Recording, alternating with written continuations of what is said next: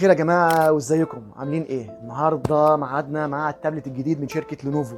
لينوفو بتقدم لنا تابلت جديد رائع، سعر مقابل فعلا قيمة رائعة، شاشة قوية، بطارية رائعة، ومنافس قوي للتابلت الموجودة في السوق، بالذات الاس 8 البرو من شركة سامسونج. التابلت اللي معانا النهاردة هو لينوفو تاب بي 11 برو الجيل الثاني. سعره مش هتصدقوا السعر اللي احنا هنتكلم عنه، وهتعرفوه في اخر الحلقه. يلا مع بعض نستعرض مع بعضنا التابلت الاكثر من رائع والمنافس الشرس لسامسونج، التابلت من شركه لينوفو تاب بي 11 برو الجيل الثاني. يلا بينا.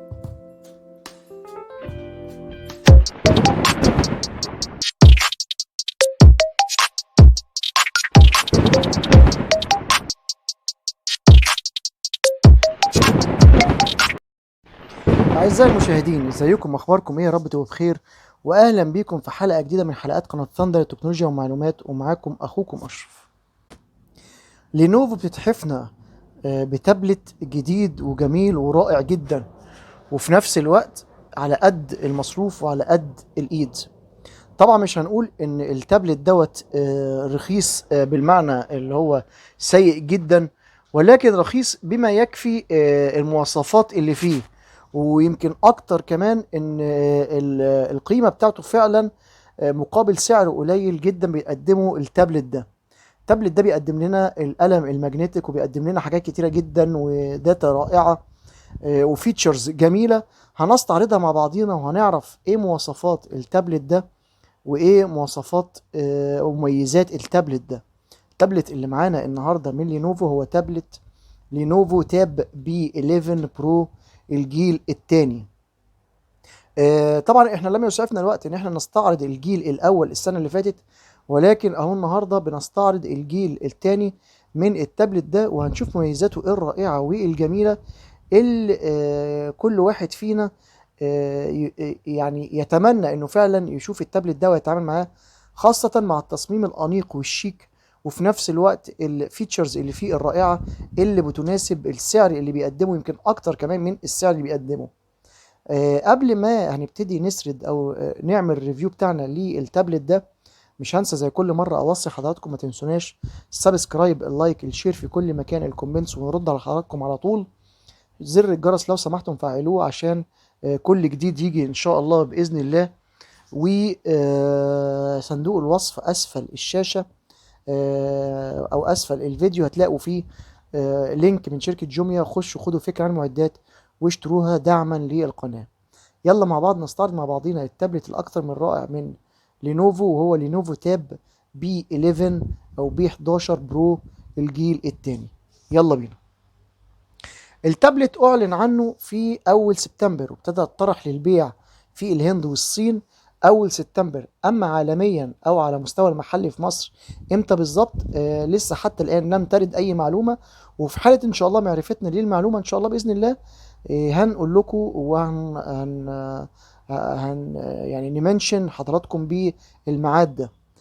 التابلت دوت الأبعاد بتاعته 263.7 في 166.7 في 6.8 ملم. الوزن المقدر للتابلت ده هو 480 جرام. من الامام طبقه الحمايه تبقى جوريلا جلاس 3، والفريم الالومنيوم، والظهر من الالومنيوم كمان. التابلت ده بيسمح ان انت تحط فيه شريحه اتصال، ودي حاجه كويسه جدا قصاد السعر كمان اللي هتلاقوه كمان، لانه اكيد بيشتغل 4G يعني. نيجي بالنسبه للتابلت ده، هو مهيأ للقلم، لكن القلم ما بيجيش معاه، ولكن هو مهيأ بالقلم، والقلم اللي معاه ماجنتيك وبيتشحن عن طريق الماجنتيك برضه في نفس الوقت.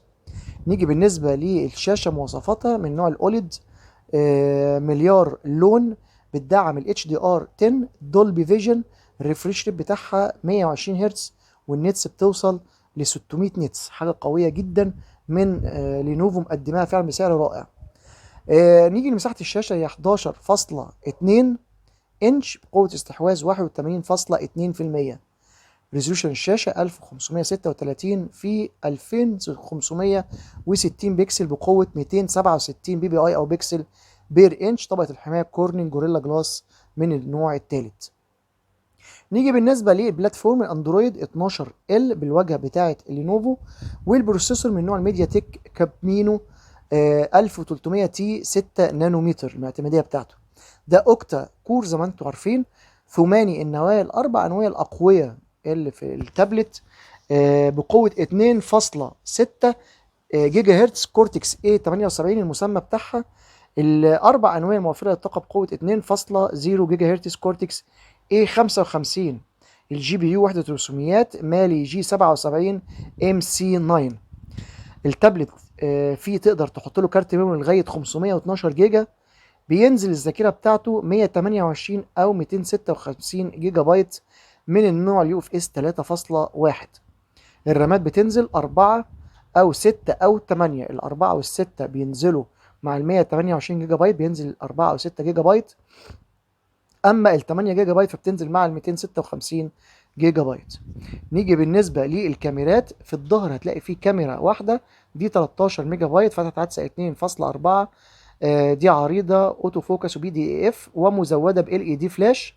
الفيديو بيوصل تصوير الفيديو فيها ل 1080 بكسل بفريمات 30 فريم بير سكند. اما نيجي للكاميرا الاماميه فهي في المنتصف في الاعلى.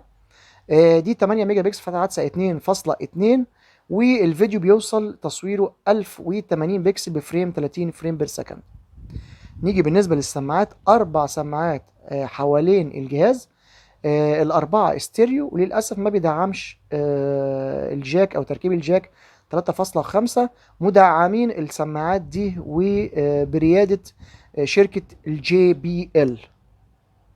التابلت مزود بوحدات كوميونيكيشن واي فاي باحدث حاجه، البلوتوث 5.1، الجي بي اس دول باند. للاسف الان اف سي مش موجود والراديو مش موجود، ولكن التايب سي من النوع ال 3.0. السنسورز موجود، السنسورز كلها، ولكن مش موجوده البصمه، ولكن بصمه الوجه موجوده. التابلت بينزل ببطاريه ليثيوم 8200 ملي امبير بشاحن سريع 20 واط كويك تشارج 3.0.